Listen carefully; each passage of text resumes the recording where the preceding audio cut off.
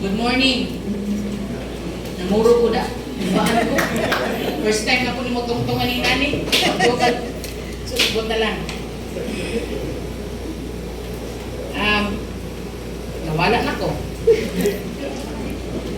Salamat kayo sa iyong invitation sa akuha para muhatag og gamay nga inspirational message experience journey on how I become a licensed criminologist.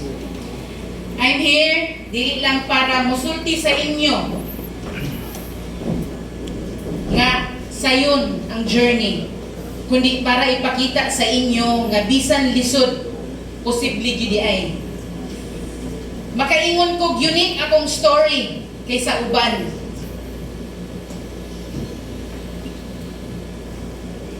Kanang criminologist nga nakapasar ug ngano mao ni akong story.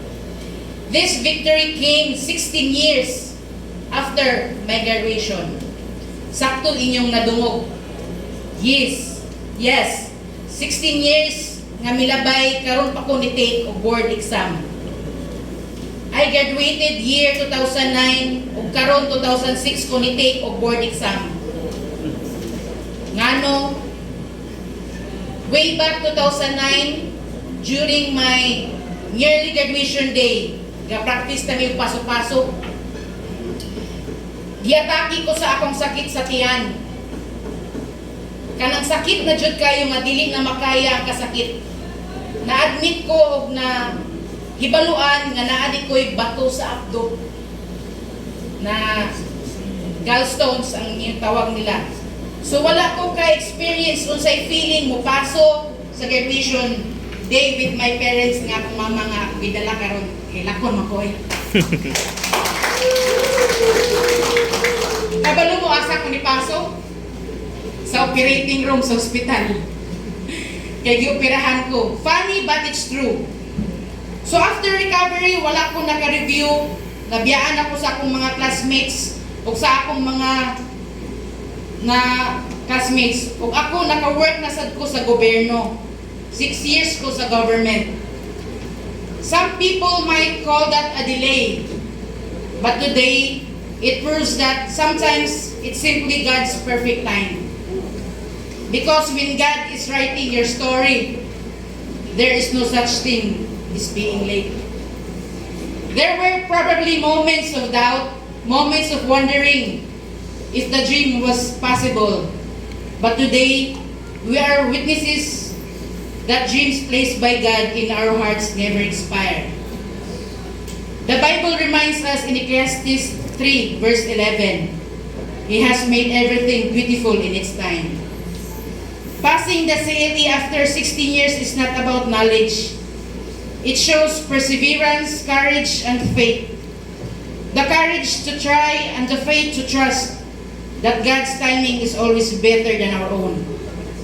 Sa una, damgo ra gyud nako nga moabot sa point nga mo take ko board exam ug makapasar. Akong mga batch halos pulis na sila tanan.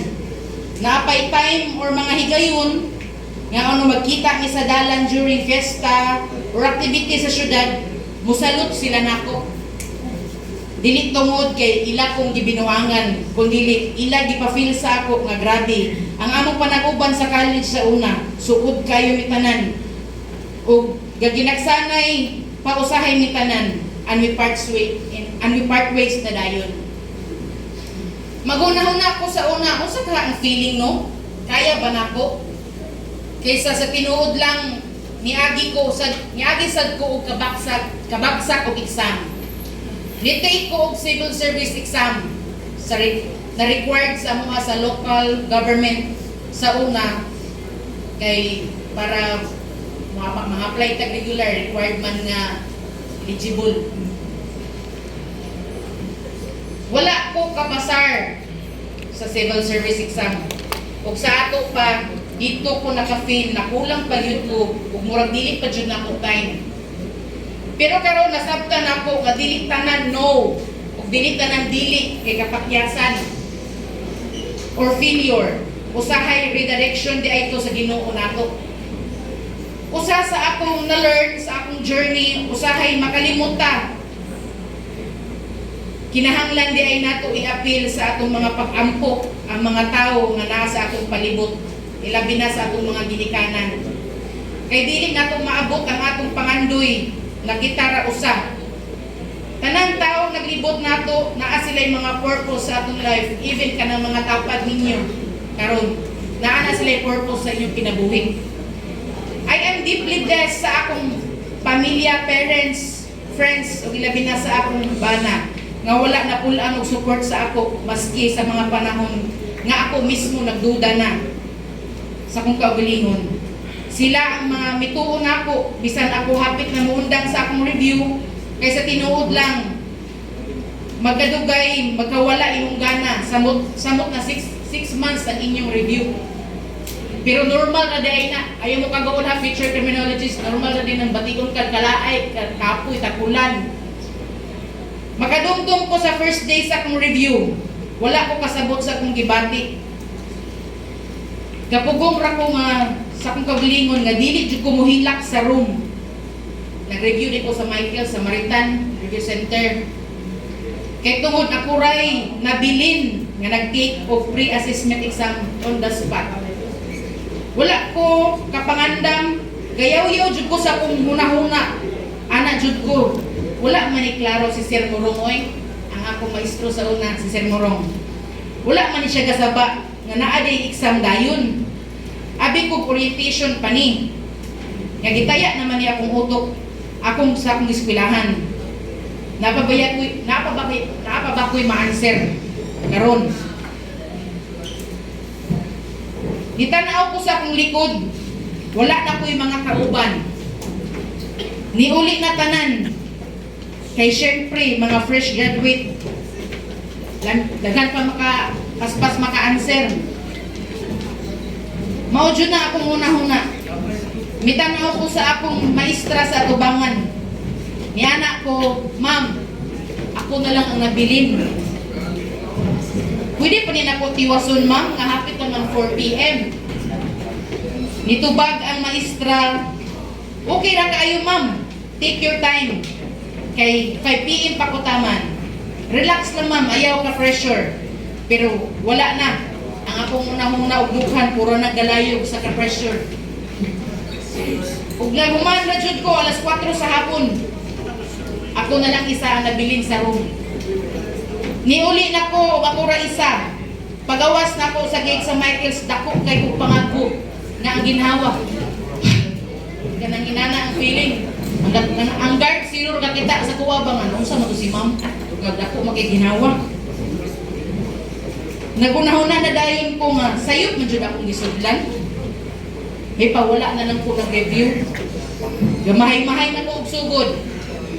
Pag-abot ako sa balay sa ako ka pressure gigutom ko, makagutom man ni maka-pressure ta. Mikaan ko. Aya ko misunod sa kwarto sa akong mama o papa para magpahibalo nga niabot ko.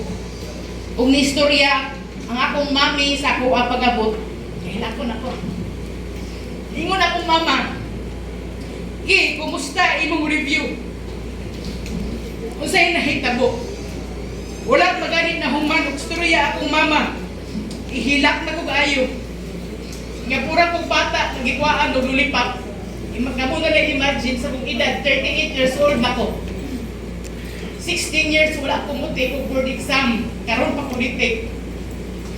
Inana akong feeling nga gatubang ko sa akong mama nga gahilak. Niana ko sa akong mama nga may dili himno. Akong feeling ako rin nahibilin sa room. Ako tanang classmate na ngulit na. Niana akong mami sa kuwak, okay ra na ki. Nakalitan ra ka kay dugay bayasad ka wala ni take of board exam. Wala ka ni review. Gitrabaho man gud dayon ka. Akong papa nasuko batan-aw nako. Nganong gahilak daw ko?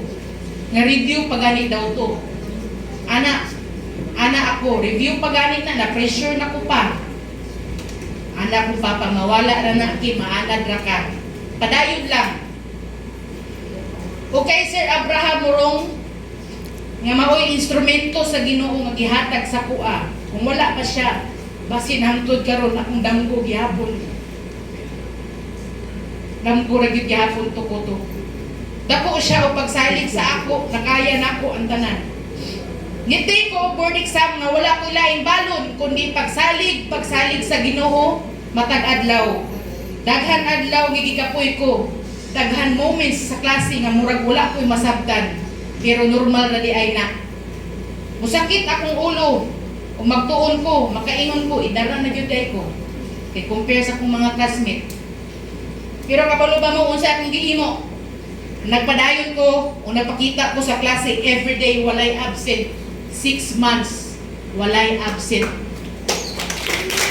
Kay tinuod gyud ay ang ilang giistorya na showing up is half the victory. Consistency beats intensity. Just show up. Daghan kong classmates nga wala mo sa bayog exam na mo, dili tungod dili sila capable, kung dili tungod kay gikaon sila sa kahadlok. Puro sila what if kuno, what if dili ko kapasar, what if daghan i what if sa ilaha. Wala sila hapit sad ko madala sa ilahang what if. Pero nagpasalamat ko sa mga taong nagpalibot nako nga wala sila mosugot nga muundang ko. Grabing motivation ug positive advices jud nila nako. Kabalo ba mo unsay kahadlukan na nato? Labi na kamo mga future criminologist. Mahadlok ta, mabagsak. Di ba? Mahadlok ta, maulaw ta, sayangan ta sa mga gasto ug efforts. Ug maikog ta sa mga taong mituo, misalig ug mo-invest nato. Padayong lang jud. Walay surindiray, nasugdan naman nato ang atong tiwason ug humanon. Even when it's hard. Kaya ang Ginoo dili gyud ay magpasagad sa danggo nga imo giampo. Future criminologist ayaw mo kahadlok. Sign ni siya nga mo excel pa mo grow mo o ma-improve pa mo sa inyong life. As we chase our dreams, I hope we never forget the people who carried us when we were too weak and to carry ourselves. Sa atong ginikanan, bisan gikapoy na sila magpadayon Japon para lang natay maabot. Nga usahay ilang mga danggo ilang giset aside para matukod ang atua. Sa mga working students dire, nga bisan gikapoy sa trabaho, musulod gihapon sa klase nga nagdala og paglaom. Sa mga solo parents dire, kabalo ko na ay uban rin na yung mga anak. Nagabukot sa ilang kusog o gipili gihapon nga magpadayon alang sa ilang pamilya o sa ilang kaugalingon. O sa atong mga instructors, teachers, nga dili lang nagtudlo og leksyon, kundi kaalam og paglaom. O nagtudlo nato unsaon pagbarog o mapildi ta. Dili lang sila party sa atong story or journey. Sila rason nga nung nakaabot ta dinhi. Kung moabot ang adlaw nga makabot ninyo inyong mga pangandoy, remember always, dili lang kamo nakadaog.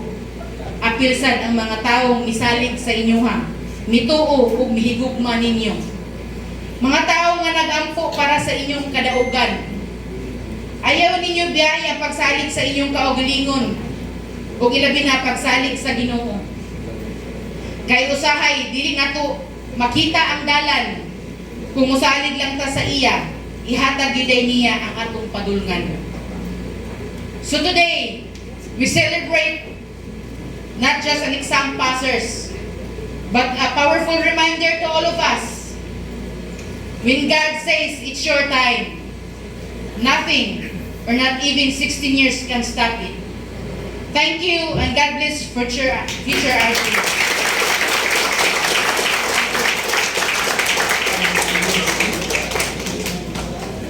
Thank you, Ma'am.